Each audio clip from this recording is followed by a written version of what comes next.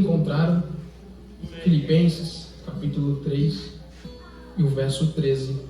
Assim diz a minha tradução: Irmãos, não julgo que o haja alcançado, mas uma coisa faço, e é que, esquecendo-me das coisas que atrás ficam, e avançando para as que estão diante de mim, prossigo para o alvo, pelo prêmio da soberana vocação de Deus em Cristo Jesus.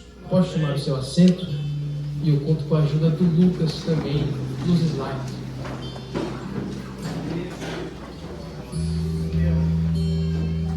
Queridos, o texto que esta noite nós tomamos por base no livro ou na carta de Filipenses, carta esta que não é um livro ou uma carta tão grande, tão extensa, e quando eu falo da sua extensão, não estou falando do seu conteúdo, da sua riqueza, da profundidade do livro, mas estou dizendo que não é uma carta grande, pelo tanto em que foi escrito, pela quantidade de capítulos. A carta de Filipenses tem apenas 4 capítulos. E para nós entendermos um pouco melhor o contexto aqui, para entendermos a palavra que Deus tem para o nosso coração, nós precisamos entender o contexto da cidade, o contexto da narrativa, e para nós entendermos e melhor compreendermos aquilo que Deus tem para falar ao nosso coração, eu quero mostrar a vocês pelo menos o contexto de 2 coisas aqui, para que você entenda melhor aquilo que Deus tem para você essa noite. A primeira coisa é o contexto da cidade.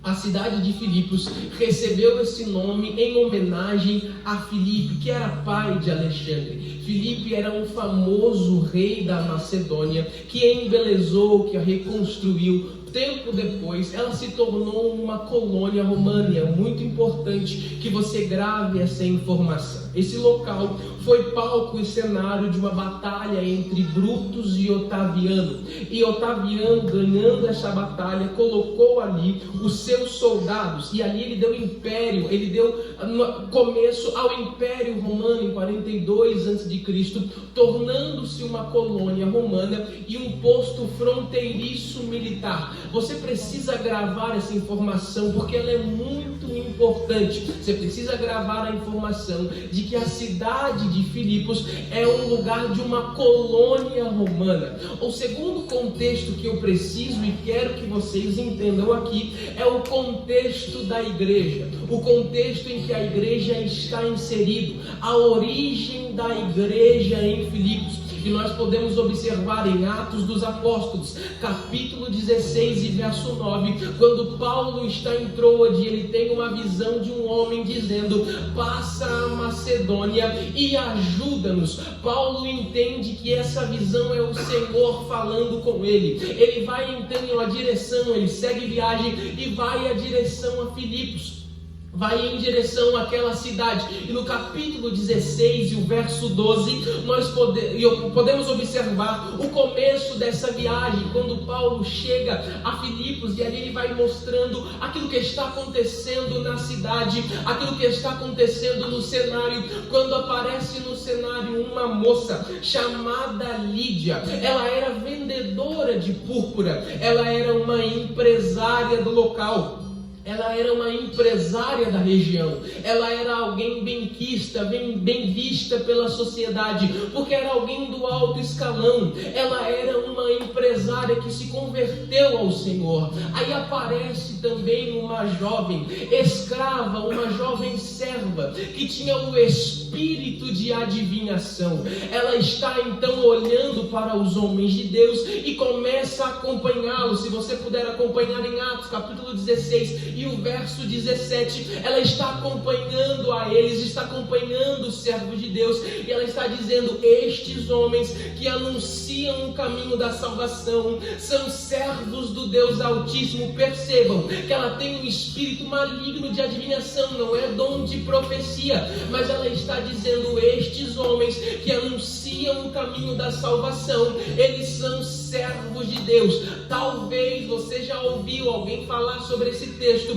pregar a respeito dessa passagem e dizer: quando o servo de Deus está presente, até o diabo tem que reconhecer quem ele é. Quando o servo de Deus está no cenário, até o diabo tem que saber quem ele é. É claro que o diabo, as trevas reconhecem quem serve e quem não serve, até porque você é marcado pelo Espírito Santo. Mas a intenção dela aqui não é enaltecer a eles. A intenção dela aqui não é enaltecer os servos de Deus, não é enaltecer a mensagem, não é mostrar o quão grande é o Senhor. Muito pelo contrário, até porque a história nos mostra, e justamente o termo que diz que ela dava grande lucro aos seus senhores, mostra que existiam outros videntes na região, mostra que existiam outros videntes no local, mas ela era a mais conhecida, ela era a mais famosa do local, era ela que as pessoas procuravam, era ela a mais famosa da região. As pessoas se direcionavam até ela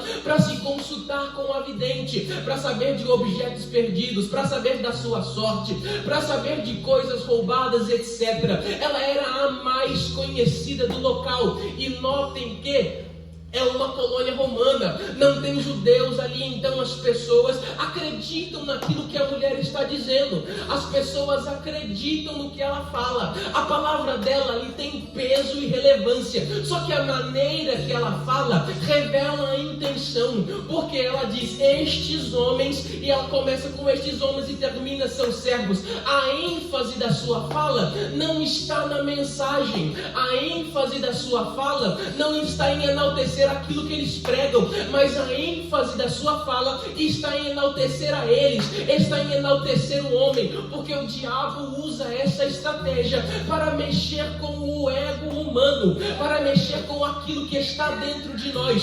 Ou ele usa para enaltecer, ou ele usa a maneira de desmerecer aquilo que você tem ou aquilo que você é, para mexer e ferir o seu ego, para você querer mostrar que é alguma coisa. Vamos para a Bíblia, Mateus capítulo de número 3, no seu último verso, verso de número 17, Jesus está sendo batizado, aí o céu se abre, e há uma voz dizendo: este é o meu filho amado, a quem eu me comprazo, a quem eu me alegro. No capítulo posterior, no verso 3 de Mateus, o diabo está tentando Jesus no deserto, e dizendo para ele: se tu és o filho de Deus, manda que essas pedras se transformem em pão. A palavra se tu és no original está fazendo uma menção: não sei quem tu és, não te conheço, não sei da tua história, não sei da tua origem, te apresenta porque eu não sei quem tu és. Ora, 3 versos atrás, o céu se rasgou e se abriu, e o próprio Deus e aqueles que estavam presentes ouviram que ele era o Filho de Deus. Como Satanás não vai saber quem Jesus era? É claro que ele sabia, é claro que ele sabia quem Jesus era, mas ele está falando isso para mexer no ego de Jesus. Ele está falando assim: eu não sei quem tu é, te apresenta porque eu não te conheço. Jesus, se fosse alguém egocêntrico, poderia falar para ele: você está pensando o que, inimigo? Está pensando o que, Satanás? Está pensando que está falando com quem? Você não ouviu agora há pouco que eu sou o Filho de Deus? Como assim você está dizendo que não me conhece? Eu sou o Verbo de Deus, eu sou o Logos divino, eu sou a promessa de Gênesis 3,15, eu sou a semente que vai esmagar a tua cabeça, eu sou aquele que foi falado durante todo o Antigo Testamento, eu sou a promessa que me aguardavam, eu sou o Messias, eu sou o Filho de Deus vindo do céu, eu sou a rocha que dava água, eu sou a coluna de fogo que acompanhava o povo no deserto, eu sou a nuvem que pairava e guardava o povo no deserto. Você está pensando o que, Satanás? Acha que está falando com quem? Eu sou o quarto homem da fornalha. Você está pensando que está falando com quem, Satanás? Eu sou aquele por quem Isaías profetizou e falou acerca do meu nome, que eu seria Deus forte, conselheiro, Pai da eternidade, príncipe da paz. Eu sou o Filho de Deus. Mas Jesus não faz isso, porque ele não tem problemas com a sua identidade. Ele sabe muito bem quem é e não perde tempo mostrando para Satanás aquilo que o Pai já falou acerca dele. Aleluia! O problema de alguns da nossa geração é que estão perdendo tempo querendo mostrar para Satanás e para o mundo aquilo que o Pai já decretou sobre você, aquilo que o Pai já falou quem você é. Talvez alguns pensam por aí, mas estão pensando o quê? Eu prego, eu canto, eu falo, eu profetizo, eu faço missões, eu sou isso, eu sou aquilo. Querido, ouça, por favor. Você não precisa provar nada para Satanás. Você não precisa provar nada para o mundo. Até porque se tu prega, canta, ora, profetiza, faz missões, foi o Pai que te escolheu para isso. A Bíblia diz que não foi vós que me escolhestes, mas eu escolhi a vós. Então se você faz isso, é porque o Pai já te escolheu. Ele já sabia, ele já bradou o teu nome, ele já sabe quem você é. A sua identidade já está definida para o eterno. E deixa eu te dizer, você é filho, você é filha. Você não precisa provar nada para o inimigo, você não precisa perder tempo provando nada para o mundo. Você precisa entender a sua identidade. Glória a Deus. Com Paulo, a estratégia foi ao contrário, mas o objetivo é o mesmo. Era dizer, estes são homens de Deus, são servos de Deus, carregam uma mensagem, mas eles são servos de Deus. Paulo, se tivesse problema na sua identidade, Paulo, se fosse egocêntrico, poderia pensar, eu sou bom mesmo, eu sou o cara mesmo, eu sou servo de Deus, eu sou homem de Deus, eu sou isso aí mesmo. Tá vendo aí? Até quando eu passo, o inimigo tem que reconhecer quem eu sou. Tá vendo aí? Quando eu caminho, o adversário vai andando atrás de mim, falando quem eu sou, tem que me respeitar. Sou bom mesmo, sou o cara mesmo, mas não. Paulo não tem problema com a sua identidade. Paulo, por isso que o verso de número 18 mostra que Paulo está incomodado com essa menina, porque Paulo não tem problema com a sua identidade. Paulo sabe quem é em Cristo, e ele sabe, eu sou o mensageiro, mas quem tem que aparecer é a mensagem. Eu sou o servo, mas quem tem que aparecer é o Senhor. Eu sirvo a Ele, mas é Ele quem tem que aparecer. Eu até sou homem, mas Ele é Deus. Eu não faço, Ele faz. Eu não posso, Ele pode. Eu não opero, Ele opera. Ele tudo pode, Ele tudo faz. Ele manda, Ele governa. Eu não posso aparecer. Quem tem que aparecer não sou eu. Quem tem que aparecer é o Todo-Poderoso. Por isso Ele vira e diz para a menina, em nome de Jesus Cristo. Ele não diz em nome do Paulo, não diz em nome do Silas, não diz em nome do servo de Deus, não diz em nome do homem de Deus, mas no nome de Jesus Cristo, saia dela agora. Glória a Deus, aleluia. Deus poderoso, aleluia. Ele repreende o espírito de adivinhação da menina. Aleluia. E aquela que outrora, por causa da sua prisão no espírito, dava lucro para os seus senhores, agora já não dá mais lucro, agora já não dá mais retorno para eles. E observe que por mais que ela seja escrava aqui, ela não é escrava somente dos senhores, mas ela é escrava também do espírito que a aprisiona. Por quê? Porque ela dá lucro para os senhores, e enquanto está dando lucro, eu cuido dela. Enquanto está dando lucro, ela tem o que comer. Enquanto está dando lucro, eu posso fazer alguma coisa para ela. Parou de dar lucro, eu já não quero mais. Parou de dar lucro, não me serve mais. Parou de dar retorno, ela já não serve mais para mim. Queridos, ouça-me. Por mais que não sejam por um espírito maligno, quantos de nós aqui, ou quantos dos que me ouvem, está preso a uma amizade ou um relacionamento que é falso, que só está com você porque você está dando retorno, só está com você porque você está dando lucro, só está do seu lado e dá tapinha nas costas porque você tem algo para oferecer. Parou de oferecer, te abandona. Parou de oferecer, já não é mais seu amigo. Parou de te oferecer, já não fala mais com você, vira as costas, finge que não te conhece, até para de te seguir nas redes sociais. Mas esta noite Deus está dizendo que vai te libertar e vai te livrar das falsas amizades, dos falsos relacionamentos que só estão com você por aquilo que você pode oferecer. Mas Ele está dizendo, eu estou contigo, não pelo aquilo que você pode fazer, até porque quem pode fazer sou eu, o Eterno. Mas eu estou contigo porque te amo, eu estou contigo porque sou teu amigo e vou contigo até o final. Deus tremendo, aleluia.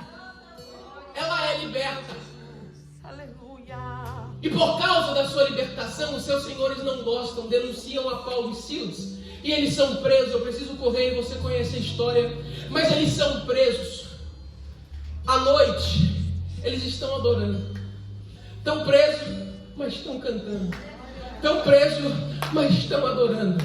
Estão presos, mas estão louvando. Porque eles sabem da sua identidade em Cristo. E eles são servos verdadeiros e entendem. Mais vale eu estar preso aqui, perder a minha liberdade corpórea, mas a alma daquela moça está liberta. Vale mais aquela moça estar liberta do que a minha liberdade nas suas, a minha liberdade corpórea. Para mim vale mais nós termos pregado o evangelho, uma moça ser salva, a alma dela ser liberta, do que a minha liberdade. É por isso que nós não temos motivo para reclamar, é por isso que nós não temos motivo para questionar. Vamos adorar ao Senhor, vamos glorificar ao Senhor. Eles então estão cantando e louvando, quando um grande terremoto acontece e surge, as cadeias se quebram, eles saem, eles estão libertos. O carcereiro, sem ver se saíram ou não, quer tentar contra a sua própria vida, quando ele ouve uma voz dizendo: não faças nada, estamos todos aqui. Encurtando a história, o carcereiro também se converte. Ele pergunta o que precisa fazer para ser salvo, e eles dizem: crê no Senhor e será salvo tu e a tua casa. Então o carcereiro se converte, e assim se dá a origem da igreja em Filipos. Mas o que isso quer dizer, Léo? É porque essa é a origem da igreja em Filipos. Percebam, eles pregaram e Jesus salvou a Lídia, que era empresária da classe alta. Eles pregaram e Jesus salvou a jovem que era escrava, que agora já não é mais escrava, já não é mais serva, representando a classe baixa. E o carcereiro aqui não era nenhum imperador, não era um governador, mas era carcereiro romano. Ele representa a classe média. Pregador, eu ainda não entendi. É que Deus não está interessado no seu bolso, querido. Deus não está interessado na sua conta bancária. Deus não está interessado em quantas faculdades você tem. Deus está dizendo: eu salvo do mais pobre ao mais rico, eu salvo do menor ao maior, eu salvo dos pequenos aos grandes, eu salvo dos mais importantes para a sociedade aos mais simples, até aqueles que ninguém dá nada. Se ouvir a voz do meu evangelho, vai ser salvo tu e a tua casa. Deus tremendo, aleluia. Tu és grande, Pai, aleluia. Essa é a origem da igreja em Filipos. E eles observam, como eu lhes disse, eles estão num lugar, numa cidade que era uma colônia romana. E onde é que aconteciam os cultos? Eles se juntavam à margem, à beira de um rio, e ali eles iam cultuar ao Senhor, porque, como nós falamos, e se você gravou, era uma colônia romana. Ou seja, não tem um templo ali, os judeus não estão ali, não tem um lugar ali para eles frequentarem e adorarem. Não tem um templo, mas tem igreja. Não tem um cenário preparado, mas tem igreja. Não tem nenhum lugar de 4 paredes, mas tem igreja. O que você ainda não entendeu e eu preciso te explicar é que a igreja não é um local de 4 paredes. E eu não quero e não vou incorrer numa heresia de dizer que você é igreja. Não é. Igreja somos nós todos juntos. Quando nós estamos juntos no nome de Jesus, nós somos igreja. A igreja não depende de 4 paredes. Nós não estamos aqui porque esse cenário, esse local é uma igreja. A igreja está aqui dentro. Se nós ficarmos neste lugar que agora está bonito, adaptado, mas era um galpão velho, a igreja já estava aqui. Mas se nós sairmos e formos para a praça da cidade, a igreja vai estar lá também. Se nós sairmos e formos para o lago, até pelo reino vai estar lá também.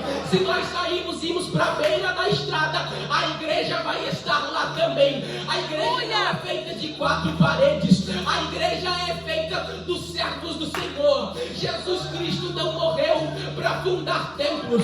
Jesus Cristo não morreu para construir lugares. Jesus Cristo morreu pela igreja. Jesus Cristo não era construtor. Jesus Cristo não era corretor de imóveis. Ele não derramou o seu sangue por 4 paredes. Ele não derramou o seu sangue por um templo. Ele não derramou o seu sangue por um santuário. Ele não derramou o seu momento de maior agonia, na cruz do Calvário, de braços abertos, com os pés cravados no madeiro, as mãos cravadas no madeiro, e ele disse: tetelestai, está consumado, está pago. Ele não está dizendo o templo está pago, as 4 paredes está paga, mas não, ele diz: os pecados estão pagos, os pecados estão perdoados. Eu estou morrendo pela minha igreja.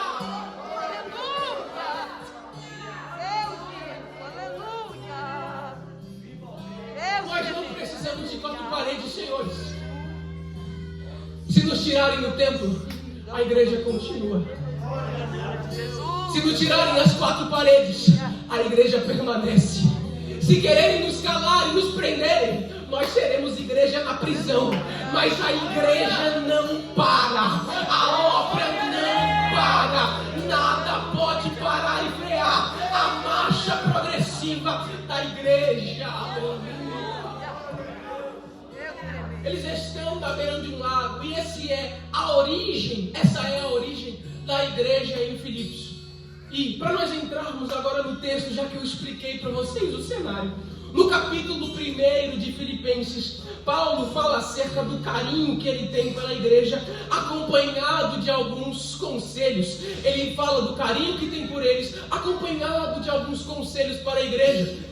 É do capítulo 1 de Filipenses que se tira alguns louvores que nós conhecemos e até cantamos aqui em Filipenses, capítulo 1, verso 6, que aquele tem por certo, que aquele que começou a boa obra em vós é fiel para aperfeiçoá-la até o dia de Cristo Jesus. É no capítulo 1 que Paulo vai destacando alguns conselhos e carinho que eles têm pela igreja. No capítulo de número 2, Paulo fala acerca da humildade. É no capítulo 2 onde nós percebemos um texto conhecido de muitos, quando Paulo diz que haja em vós o mesmo sentimento que houve em Cristo Jesus, que mesmo sendo Deus, não usou por usurpação ser igual a Deus, mas esvaziou-se de si e tomou a forma humana. Quando Paulo fala aqui, ele está dizendo quando que haja em vós o mesmo sentimento. Ora, se isso não é humildade, eu não sei o que é, porque ele era Deus, tem todo o poder nas mãos, a glória nas mãos, mas ele esvaziou-se de si para vir salvar você. Ele esvaziou-se de si para vir salvar a sua casa. Ele esvaziou-se de si e padeceu para salvar a Deus pelo rei e pelo reino, para nós estarmos aqui essa noite. Se isso não é humildade, queridos, eu não sei o que é. No capítulo de número 2, Paulo fala acerca da humildade. No capítulo de número 3, Paulo fala acerca de perder por amor ao Evangelho. E ele usa ele mesmo como um exemplo. Ele está usando assim como exemplo como ele perdeu ao redor da sociedade, na região, à vista daqueles que observavam, por amor ao Evangelho. No capítulo 4, Paulo encerra com mais alguns conselhos a igreja, e mais um texto conhecido, dizendo, Filipenses 4,13, posso todas as coisas naquele que me fortalece. Esse é todo o livro dos Filipenses. E para nós nos atermos agora no texto em que fizemos leitura, no verso 13, no capítulo 3, Paulo está dizendo, irmãos, não julgo que o haja alcançado. Quando ele fala que não julgo que tenha o alcançado, ele está falando dele mesmo. E qual é o assunto, pregador? Ele está falando de santidade. Ele está dizendo de perfeição. Espera um pouco. Não é o Léo que está dizendo que não alcançou ainda. É o próprio apóstolo Paulo. É aquele que no caminho de Damasco viu Jesus. É aquele que sofreu e padeceu por amor ao Evangelho. É ele quem está dizendo, eu não julgo que eu tenha o alcançado. O que Paulo nos ensina aqui é que todos aqueles que acham que tem, todos aqueles que acham que são, na verdade não tem nada, na verdade não são nada, porque Paulo, mesmo sendo Paulo, ele olha para dentro de si, não olha para os outros, não olha para os irmãos, não julga ninguém, mas olhando para si ele diz, não julgo que tenha alcançado ainda, preciso melhorar mais, preciso caminhar mais um pouco, eu preciso melhorar para ser santo, eu preciso melhorar e buscar a santidade, preciso melhorar e buscar a perfeição. Quantos crentes a nosso tempo tempo eles estão medindo a sua espiritualidade, estão medindo a sua perfeição por outros, olhando para terceiros, e geralmente para aqueles que não são tão efetivos na fé e na caminhada como eles olham para si, reconhece que precisa melhorar, mas ele diz: não, mas olha, fulano nem vem no culto hoje, fulano nem está tão bem assim, eu estou orando mais que fulano, eu já vi mais do que esse clã no culto, e não é isso aqui, sei lá o que. Querido, você não precisa e não pode olhar para ninguém para medir a sua perfeição, a sua santidade. Olhe para dentro, olhe para si e reconheça que por mais que você ande no caminho do Evangelho, você precisa mais de Deus, você precisa da santidade, você precisa andar em santidade, precisa buscar a perfeição. Aprendamos, ó senhores, com Paulo, que está dizendo: não julgo que tenha alcançado, mas uma coisa faço, e é que, esquecendo-me das coisas que atrás ficam, esquecendo-me das coisas que para trás ficam. Olha, senhores, esquecer na Bíblia não significa que Deus vai apagar a sua mente, não significa que Deus vai apagar a sua memória, não significa que Deus vai dar um branco em você e no estalar de dedos você vai esquecer o que aconteceu. Não é assim. Esquecer na Bíblia faz menção a lembrar daquilo que aconteceu e aquilo já não te afetar mais. Aquilo que aconteceu não vai mudar. O que precisa mudar é a forma com que você enxerga a situação, é a forma com que você vê a situação. Ó senhores, vocês precisam entender que, esquecendo-me das coisas que para trás ficam, você precisa entender que aquilo que passou, ficou para trás. Não precisa mais ficar lembrando, ficar jogando na cara, não precisa mais ficar fazendo menção. A sua maneira de enxergar precisa ser diferente. Talvez alguns me olhem e estão dizendo: mas pregador, você não sabe da maneira que falaram comigo, esquecendo-me das coisas que para trás ficam. Mas pregador, me destrataram, esquecendo-me das coisas que para trás ficam. Mas pregador, judiaram de mim dentro da minha casa, esquecendo-me das coisas que para trás ficam. Pregador, desacreditaram do meu chamado, do meu ministério, esquecendo-me das coisas que para trás ficam. Pregador, disseram que eu não pregava nada, que eu não cantava nada, que eu era desafinado, esquecendo-me das coisas que para trás ficam. Mas apontaram o dedo na minha cara, eu fui injustiçado, esquecendo-me das coisas que para trás ficam. Deus não te chamou para olhar para trás, Deus te chamou para olhar para frente. Glória a Deus, aleluia. Esquecendo das coisas que para trás ficam e avançando para as questões diante de mim. Observe a terminação do verso. Para as questões diante de mim. Repita comigo: diante. Mais uma vez: diante de mim. Observe que aqui Paulo não está dizendo e avançando para as coisas que estão adiante, mas ele está dizendo para as coisas que estão diante de mim. Adiante faz menção a antes de, a algo no futuro, a algo lá na frente, a algo que ainda vai acontecer. Mas ele está dizendo as questões diante de mim. Diante é tempo presente, diante é na minha frente, diante é perante mim. O que Paulo está dizendo, senhores, é que ele está nos ensinando. Quando eu paro de olhar para trás, eu não observo o que Deus vai fazer, eu observo o que Deus já fez.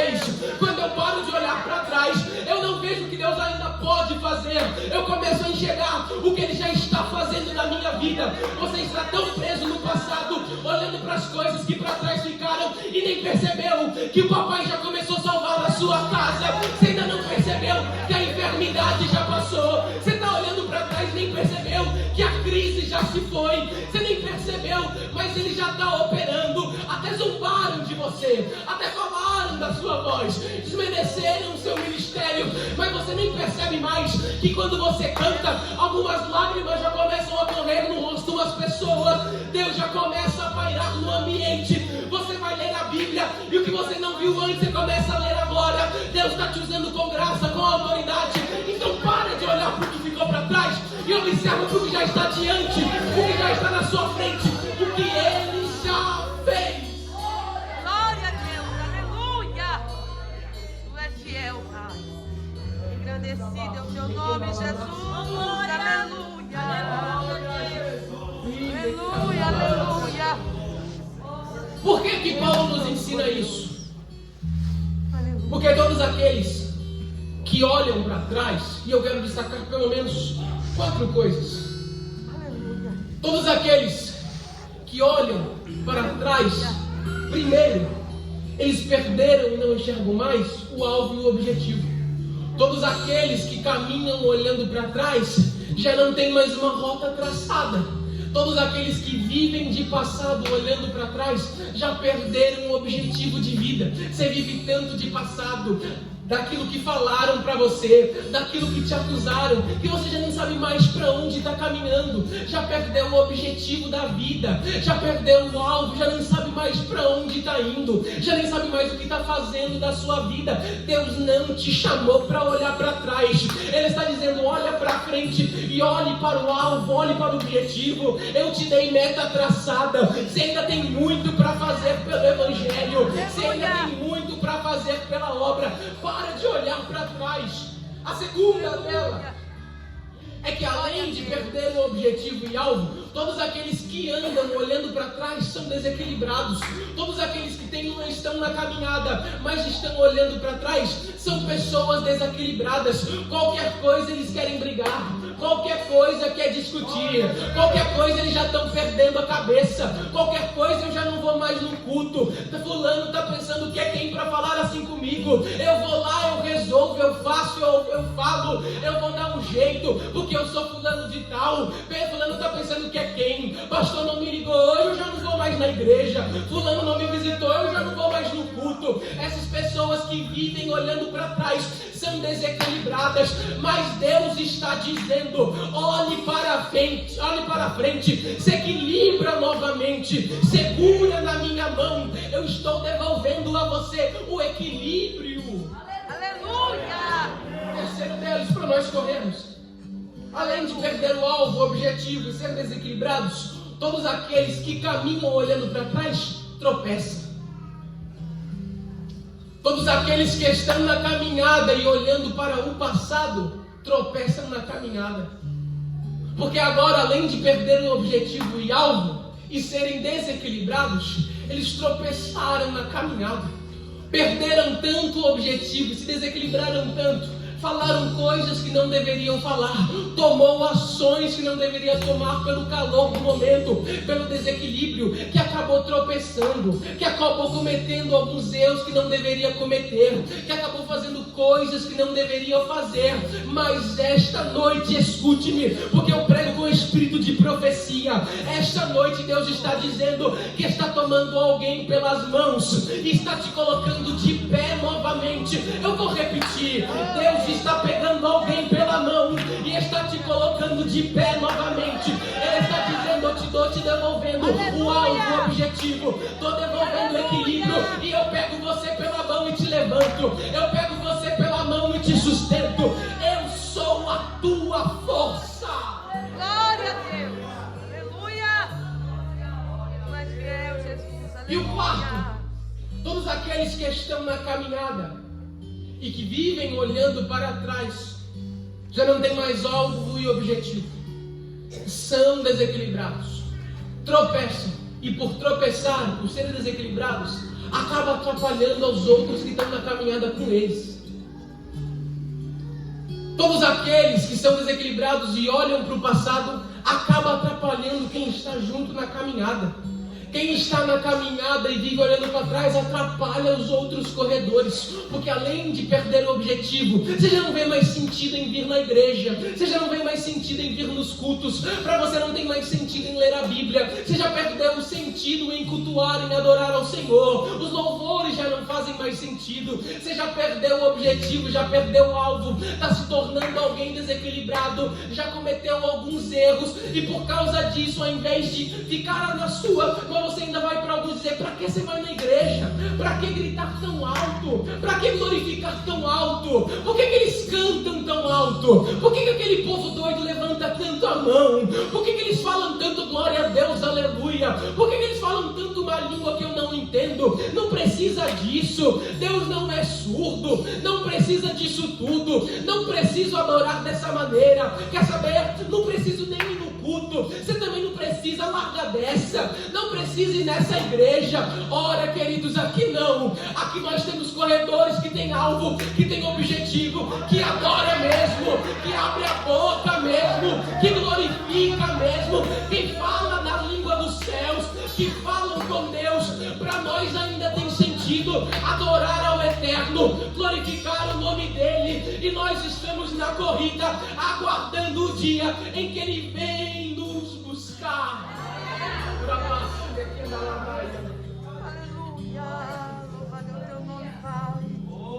Ele diz, avançando para as coisas que estão diante de mim, prossigo para o alvo, pelo prêmio da soberana vocação de Deus em Cristo Jesus. E lendo esse texto, eu me perguntava, que alvo é esse? Qual é esse alvo? Porque se nós observarmos, prossigo para o alvo, pelo prêmio da soberana vocação.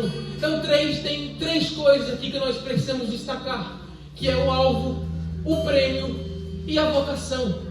Se eu tenho uma vocação e eu vou receber um prêmio para ela, qual é o alvo que eu preciso? Porque se nós entendermos que o prêmio é o céu, o alvo já não pode ser mais. O alvo não pode ser o céu, se o prêmio é o céu. Aí eu me perguntava, qual é o prêmio? Qual é o alvo que nós precisamos ir em direção? Por que nós temos esse alvo? Que alvo é esse? Aí lendo as Sagradas Escrituras, eu entendi. Por quê? Porque a vocação é uma inclinação do seu coração. É quando você tem uma inclinação a algo e Deus vem e sela essa vocação como um chamado para a sua vida. Talvez algum de vocês que estão me ouvindo, quando pequenos, observavam alguém pregando alguns nomes famosos de gerações passadas, e vocês observavam e pensavam, quando eu crescer, eu quero ser que nem ele. Quando eu crescer, eu quero ser como ele, quero pregar como ele. O seu coração já se inclina para aquilo. Quando eu crescer, eu quero cantar como ele canta. Quando eu crescer, eu quero cantar como ela canta. Como eu quero ser igual a ele quando eu crescer. O seu coração já está inclinado. Aí Deus vem e sela essa sua vocação com um chamado. E eu entendi que se nós temos uma vocação e um chamado, receberemos um prêmio por ele. O alvo é cumprir o seu chamado. O alvo que todo cristão tem é cumprir o chamado de cristão, é cumprir o ministério que Deus te deu, é cumprir aquilo que Deus ordenou a você. Ei, queridos, eu estou pregando para alguém aqui que está escondendo talento, que está enterrando talento. Deus já está falando com você há dias, e eu estou pregando pelo espírito de profecia.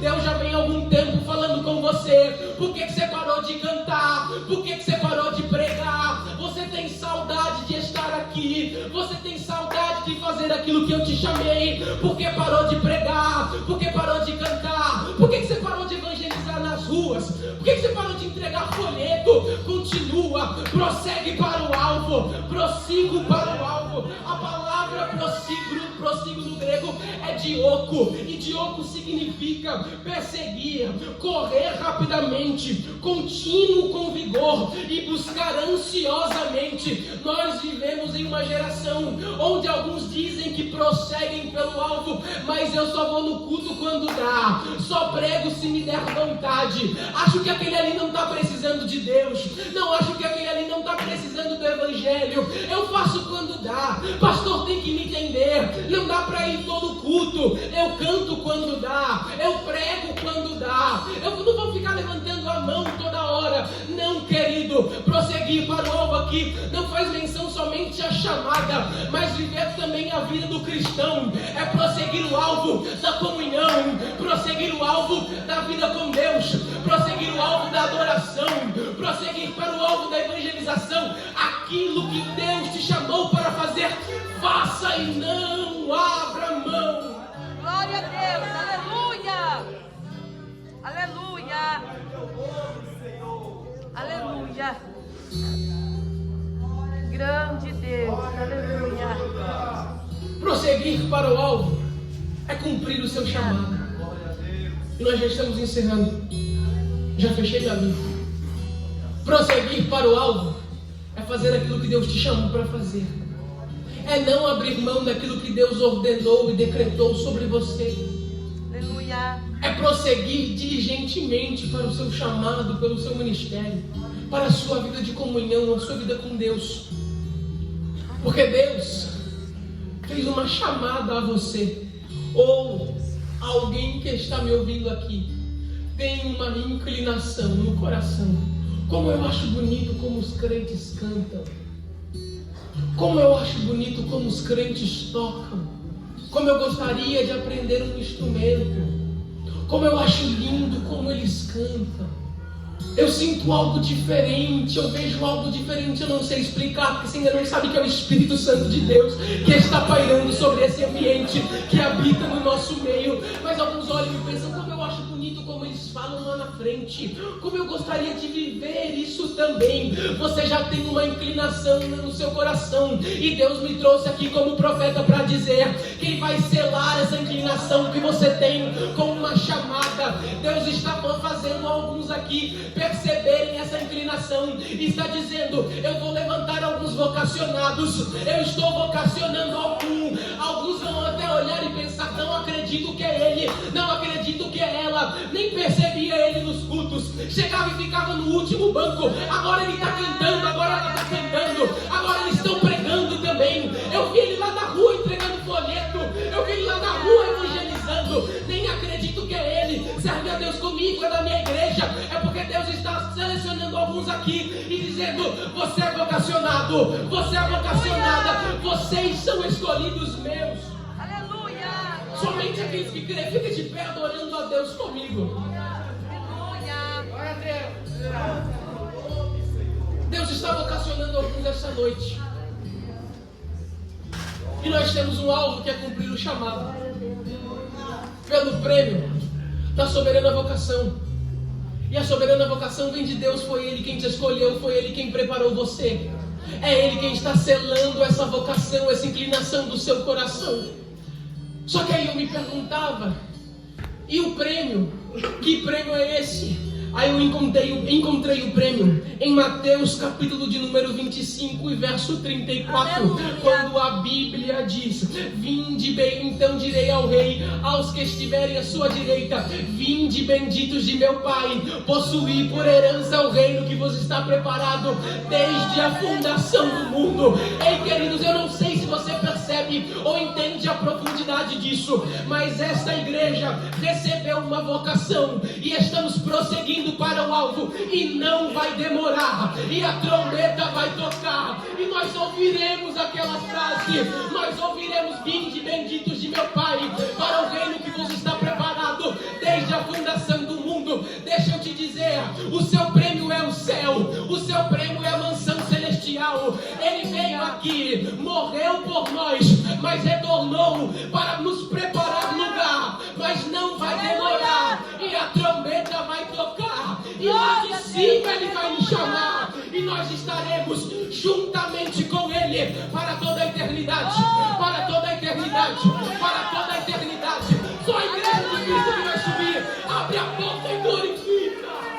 Nós estaremos com Ele para toda a eternidade. Aleluia. Eu preciso orar Glória a Deus. e fazer aquilo que o Eterno me manda, Aleluia, Jesus. mas eu sou obediente à voz que me chamou. Oh, Deus bendito, aleluia. E preciso perguntar se há esta noite alguém entre nós que está no nosso meio, da Candela Badass, Deus poderoso. que ainda não é crente, Louvado é o teu ou que nome. está afastado da igreja. E deixa eu te dizer, não importa, eu não quero saber o motivo, não diz respeito a mim. Mas se existe alguém entre nós que está afastado da igreja, ou que ainda não é crente, não conhecia o Evangelho, não serve a Deus, se tem alguém entre nós, eu quero ter o prazer de te conhecer, levante uma de suas mãos. Se tem alguém entre nós que não é crente, ou que está afastado, porque essa noite Deus marcou para falar contigo. Porque assim como teve a origem da igreja em Filipos, Ele não está interessado nas suas condições. Deus não quer saber das suas faculdades. Deus não quer saber dos seus recursos. Deus não quer saber se você é rico ou pobre, branco ou preto. Ele quer a sua alma, querido. Ele não aceita perder a sua alma para um adversário. E Ele marcou essa noite para dizer que Ele quer te salvar, assim como Ele salvou lá em Filipos. Ele quer salvar você, te incluir aqui nesta grande família que é vocacionada e que está prosseguindo para o alvo. Ele quer fazer você parte dessa família, parte deste corpo também. Então eu preciso perguntar, eu não vou insistir, mas preciso saber, porque o Espírito de Deus me incomoda para eu perguntar se tem alguém esta noite que não é crente ou que está afastado da igreja, mas esta noite você quer sair daqui abraçado com Jesus, aliançado com o Eterno, quer aceitar a Jesus como seu único e suficiente Salvador. Talvez você está me olhando e pensando, mas pregador, eu preciso arrumar algumas coisas ainda na minha vida, algumas coisas precisam ser ajustadas. Se fosse para você resolver, você já tinha resolvido. Entrega o teu caminho ao Senhor, confia nele e o mais Ele fará. Então, se tiver alguém aqui, levante uma de suas mãos, porque eu quero orar por você. Eu quero orar pela primeira vida que quer entregar a sua vida para Jesus, que quer entregar a sua alma para Jesus.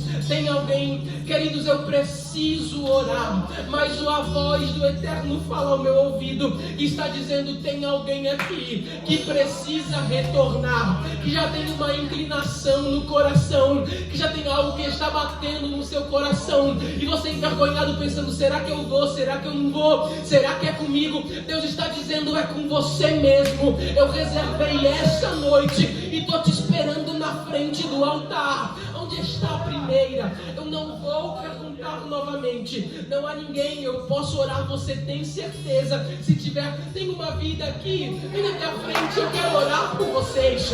Tem duas aqui. Aonde é que está a terceira? Aonde está Aleluia! a terceira vida? Que quer entregar-se para Jesus esta noite, que quer aceitar Jesus como seu Senhor e Salvador, que quer sair daqui abraçado com o Eterno. E você está pensando, servir a Deus é muita responsabilidade, mas Deus está dizendo, confia em mim, recebei o meu fardo, o meu jugo que é leve. Eu quero cuidar de você e da sua casa. Se tem a terceira pessoa, eu estou esperando você aqui na frente para orar por você.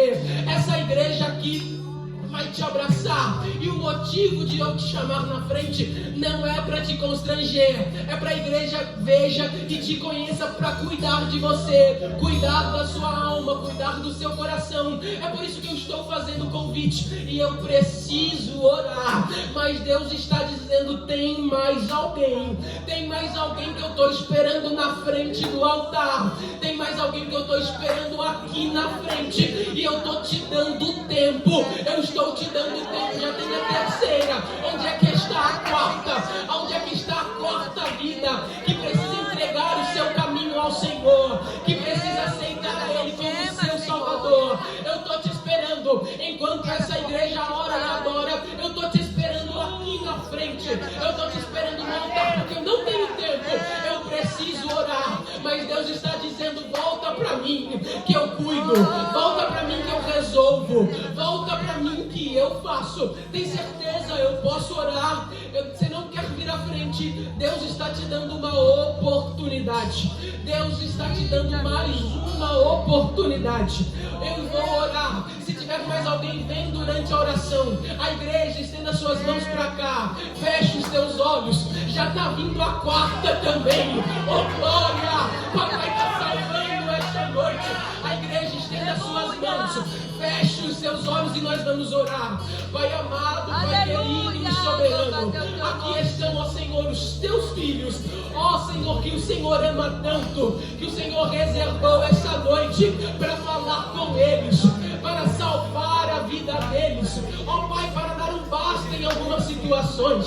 E a minha oração neste momento, ó Deus, é perdoe os seus erros, perdoe as suas falhas, perdoe os seus pecados. Escreve o nome deles no livro da vida, para que quando a trombeta toque, juntamente que com essa igreja eles possam alcançar o prêmio da soberana vocação. Continue, ó Pai, abençoando a tua igreja, os teus filhos e os teus servos, renovando e dando graça, para que nós possamos, ó Deus, prosseguir para o alvo, o nome precioso de Cristo Jesus, que vive, que reina para sempre.